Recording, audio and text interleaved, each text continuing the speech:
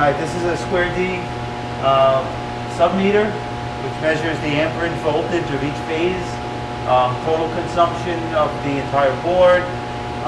The bulk of this, I guess the programming was done in another phase, but there's just buttons you can change to go from A phase to B phase, C to neutral, C to ground.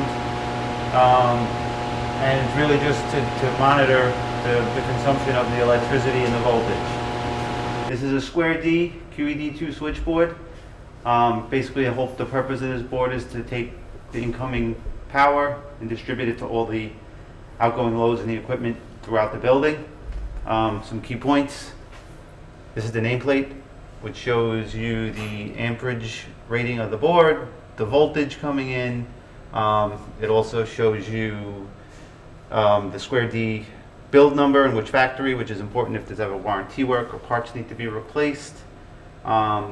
This is the main breaker, which is the on and off for the entire section. Basically, this is factory set, actually set to the coordination study. So this is really nothing to do with this breaker at all. Able to turn it on and off. This pops out, off in the down position. The breaker tends to, if trips, it will be in the center position.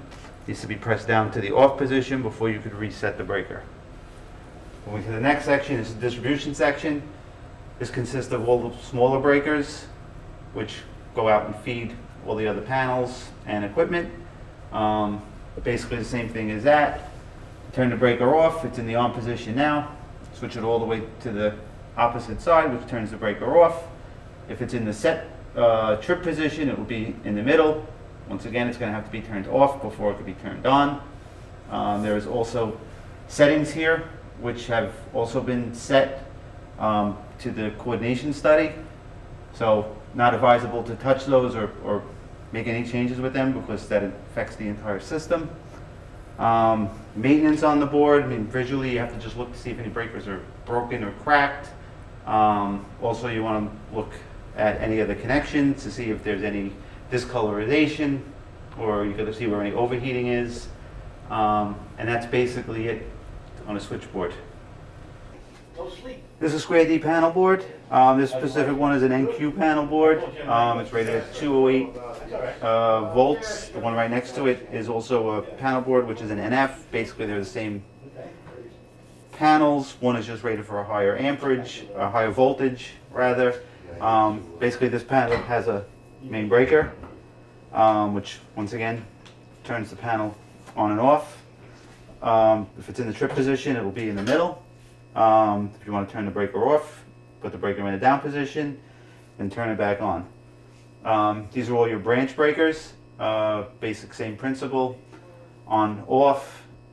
If they're in a trip position, they will be in the center spot, and also through the viewing glass you will see a red or orange light or indicator which says the break would tell you which breaker is tripped.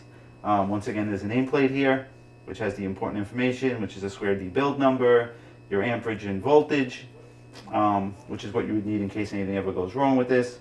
Once again, I'll just point out there's arc flash information on here, so really you shouldn't be opening this without the right protection. And that's basically it with a panel board. This is a square D disconnect switch, also known as a safety switch. They come in fused or unfused models. And the inner thing, you'll see whether there's a nameplate here that actually says the amperage, the voltage.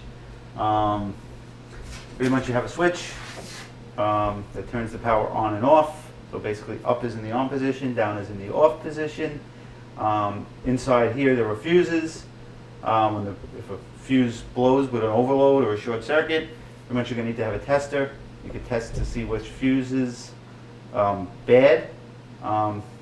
Basically, we shut the power off, pull the fuses out, replace the fuses. Fuses are a one-time use item. And that's basically all you really need to know about a safety switch.